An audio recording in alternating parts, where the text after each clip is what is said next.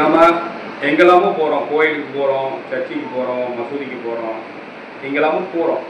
போகிற இடங்களில் நிறைய உபதேசங்கள் நம்மளுக்கு கிடைக்குது. சரி, அந்த உபதேசங்கள் எதற்காக சொல்லப்படுகிறதுனா, அது நல்ல விஷயங்கள் நம்மளுக்கு ஏதாவது கிடைக்காதா அப்படிங்கிறதுக்காக நம்ம பல இடங்களுக்கு சர்ச்சுக்கு போகிறோம், மசூதிக்கு போகிறோம், கோயிலுக்கு போகிறோம். சரி, அங்கே கிடைக்கக்கூடிய உபதேசத்தை நாம் கடைபிடிச்சிருக்கோமா?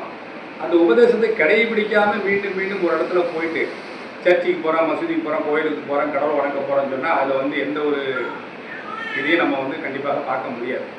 அதனால் ஒவ்வொரு மனிதனுக்கும் உபதேசம் என்பது எப்படி இருக்குது அப்படின்னா, ஒரு மனிதனுடைய வாழ்க்கையை மாறுவதற்காக மட்டும்தான்.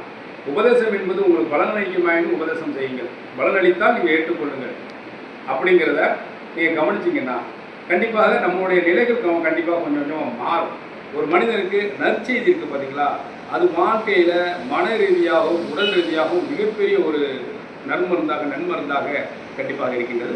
அதனால் உபதேசத்தை எவருக்கு செவியிருக்கிறார்களோ அதை முடிந்தவரை நம்ம கடைபிடித்தோமேனால் நம்மகிட்ட இருக்கக்கூடிய சில நிலைகள் கண்டிப்பாக நம்மளுக்கு மாறாத நிலைகளும் கண்டிப்பாக மாறி வருவதை நம்ம